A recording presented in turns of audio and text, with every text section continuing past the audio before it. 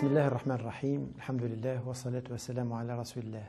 Chers téléspectateurs, assalamu alaikum wa rahmatullahi wa barakatuh.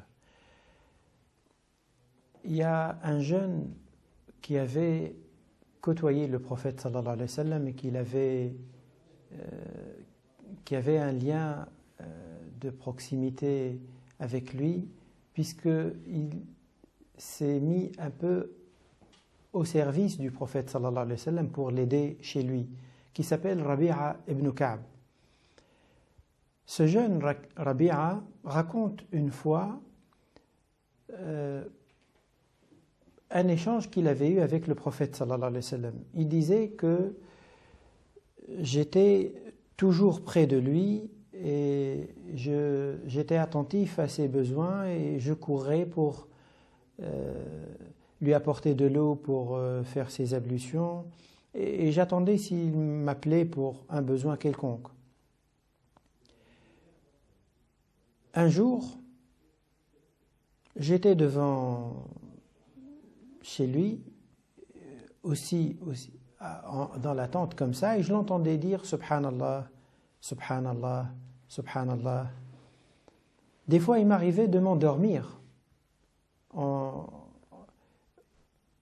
assis pas loin de lui, en l'écoutant dans cet état de glorification. Et comme le prophète sallallahu alayhi wa sallam avait vu de moi une attention particulière et que je me précipitais pour l'aider, il m'avait dit Rabi'a, demande-moi ce que tu veux. Il lui dit accorde-moi un petit délai, un peu de temps, laisse-moi réfléchir pour faire une demande. Et je m'étais mis à réfléchir qu'est-ce que je pourrais lui demander.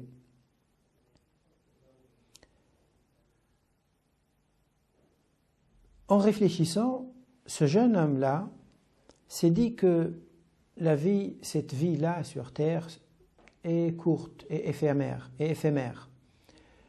Et tout ce que je pourrais lui demander en matériel, il va s'arrêter un jour et il va me servir un moment et puis après je ne l'aurai plus.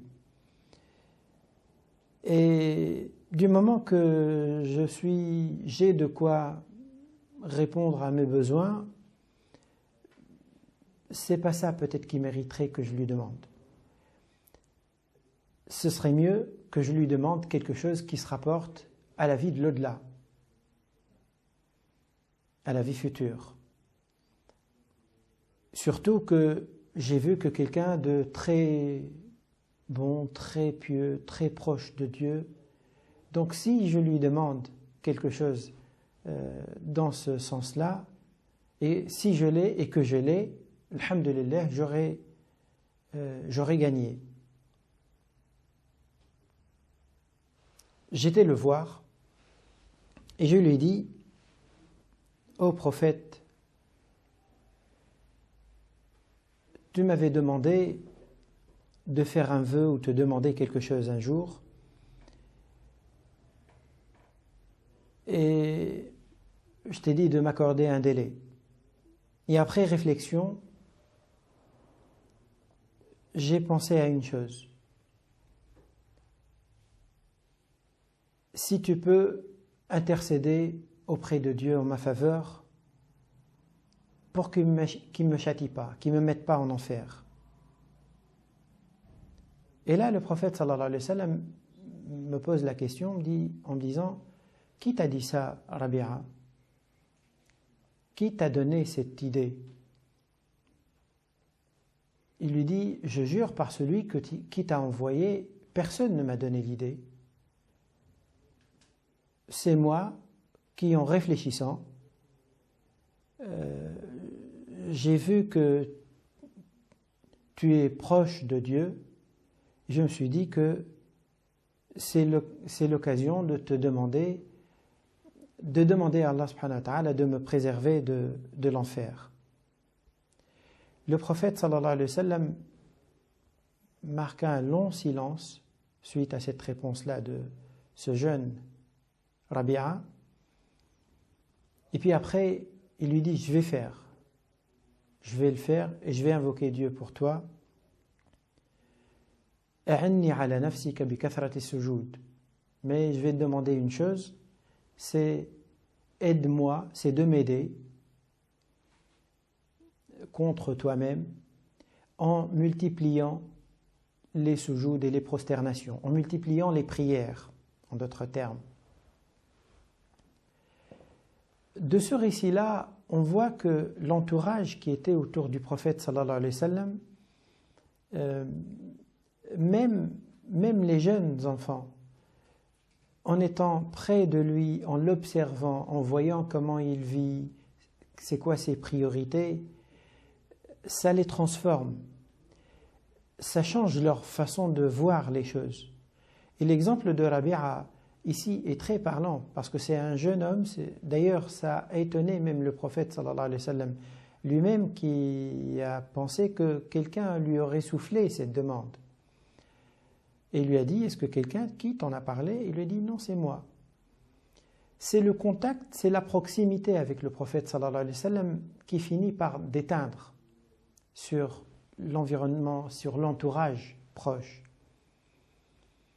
C'est dire qu'il est très important déjà pour chacun d'entre nous de voir quelles sont les personnes à qui je veux donner une place importante dans ma vie et dans mon cercle restreint, parce que c'est eux qui vont, je ne dirais pas m'influencer, mais c'est avec eux que je vais échanger. L'être humain, il n'est jamais hermétique, il donne et il prend, il échange. Et quand on choisit le cercle avec lequel, le cercle proche qui nous entoure, c'est à travers lui on va être d'une certaine manière le reflet de cette personne-là. D'ailleurs, le prophète sallallahu alayhi wa sallam disait un jour, Al-mar'u ala dini khalil, l'être humain, il finit par avoir la religion de la personne qu'il fréquente tout le temps. La religion, ou la façon de penser, la façon de voir les choses, la façon de se comporter. Donc, la personne du prophète sallallahu alayhi wa sallam, elle dégage de vers ceux qui l'entourent cette spiritualité forte et cette façon de voir les choses et de voir la vie en sachant placer la vie à la place qu'elle mérite et sachant donner également à la vie future la place importante qu'elle doit avoir.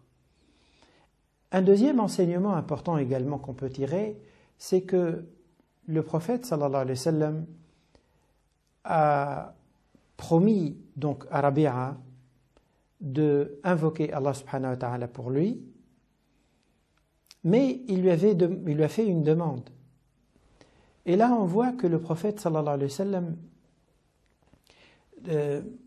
dans sa démarche pédagogique, il essaie de mettre généralement les gens dans une logique d'action et non pas dans une logique d'attente.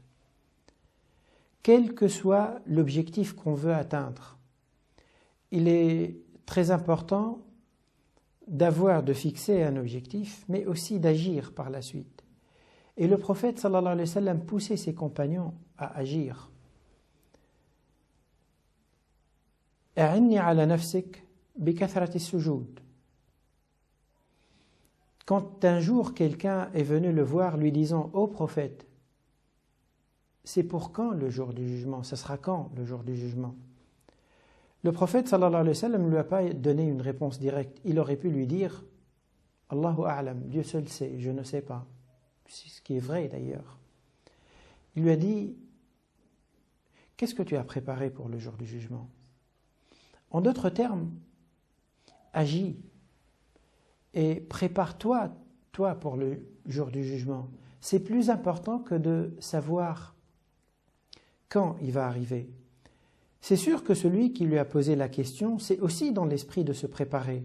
Mais là, le prophète sallallahu alayhi wa sallam lui a dit focalise-toi beaucoup plus sur ça, sur ton action, sur comment te préparer pour ce jour, de telle sorte que quand il arrive, dans tous les cas, tu vas être prêt. Et troisième enseignement également important qu'on peut tirer de ce hadith, c'est lorsque le prophète sallallahu alayhi wa sallam a conseillé à Rabi'a, pourtant il est très jeune, il a orienté vers quoi? Vers un effort spirituel, vers le fait de faire autant que possible des prières surérogatoires. Et l'on voit ici que le prophète sallallahu alayhi wa sallam, il veillait à orienter ses compagnons vers une relation forte avec Allah subhanahu wa ta'ala, et parce que c'est la base, justement, cette relation forte à laquelle le prophète sallallahu alayhi wa sallam invitait ses compagnons et vers laquelle il orientait le compagnon Rabi'a, c'est justement la même relation que lui-même vivait. C'est ce qu'il disait un jour que Jibril alayhi salam, l'ange Gabriel, est venu le voir lui disant « Ô Muhammad, vis autant que tu veux, tu finiras par mourir, et aime qui tu veux, tu t'en sépareras un jour, et fais ce que tu veux, tu en récolteras les fruits. Et sache que l'honneur du croyant, ce sont ces moments de prière qu'il fait dans la nuit.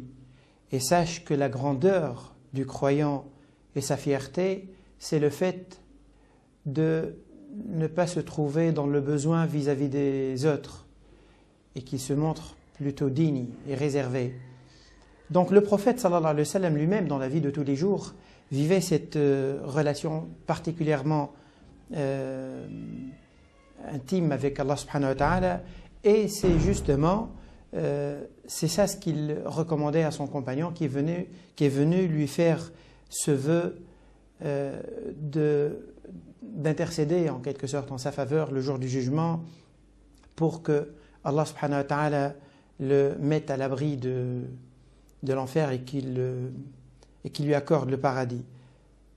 Encore une fois, Ya Muhammad, ô Muhammad, vis autant que tu veux, tu finiras par mourir. Aime qui tu veux, tu t'en sépareras. Fais ce que tu veux, tu en récolteras les fruits.